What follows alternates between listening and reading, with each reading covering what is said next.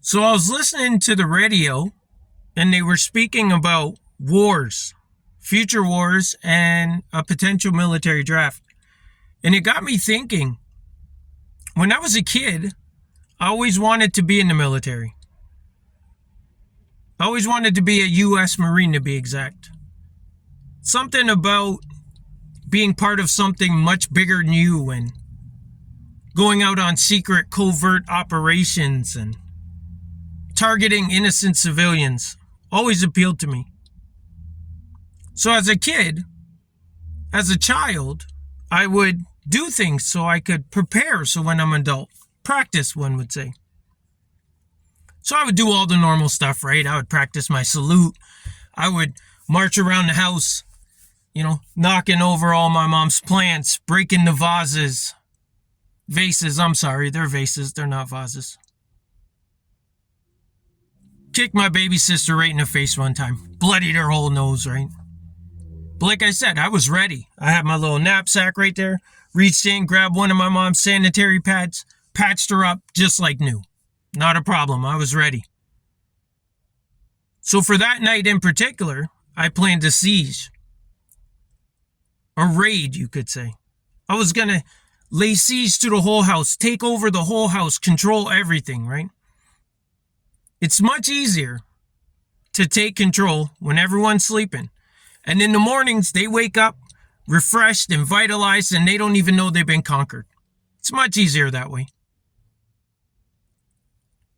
So the mission for that night was to sneak in my mom's room, capture her mini fridge.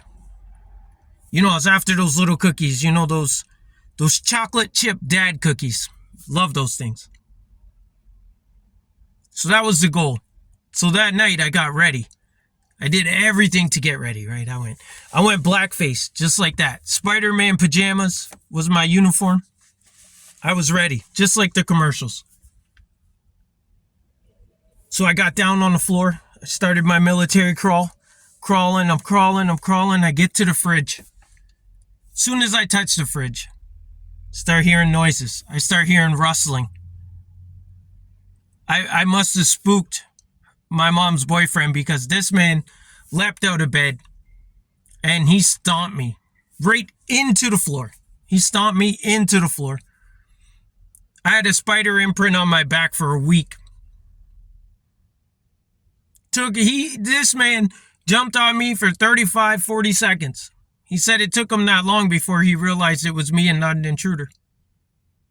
I'm not sure I believe that. So fast forward a bit. I come home. When you get to the door, I heard Paris on the other side of the door before I even opened it. I could hear her. She was excited to see me. They get real excited when you come home. And I walk inside and she has an envelope and she's running around. I get the envelope from Paris and I rip it open and there it is. A letter stating that I'm being drafted. Why me, I say? Why would you draft me out of all the millions of people? Why would you pick me? I'm afraid of a spider this big. What makes you think I'm not afraid of a bullet this big? So, but before I can think too crazy and let my mind go too far, I remember, you got to deal with business now. So I have to take Paris for her nightly walk. We go every night. She has a favorite spot in the woods. She loves it. So me and Paris, we head out on this walk to her favorite spot, and it's beautiful. Sun is just setting. She's walking around, enjoying nature, smelling the trees, whatever she does, and I'm just standing back watching. And the light goes off. And a voice tells me, this is the night. So, pull out my 22.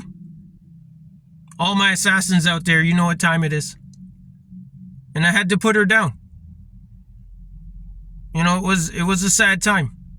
It was a sad time. It was a hard decision, but she was getting sick. She was getting old. She was elderly. Her eyesight wasn't right. She was sleeping a lot. She wasn't eating properly. And there just comes a time when they age out.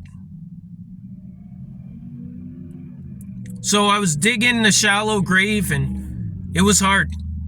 It's a lot of crying and tears, mucus.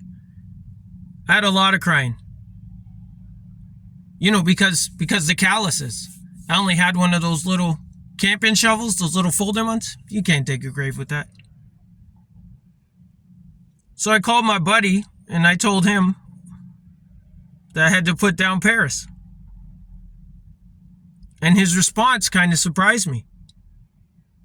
He said, "Bro, you can't just put down your wife. I got to turn you in." And I've been on the run ever since. And that's how I avoided the military draft.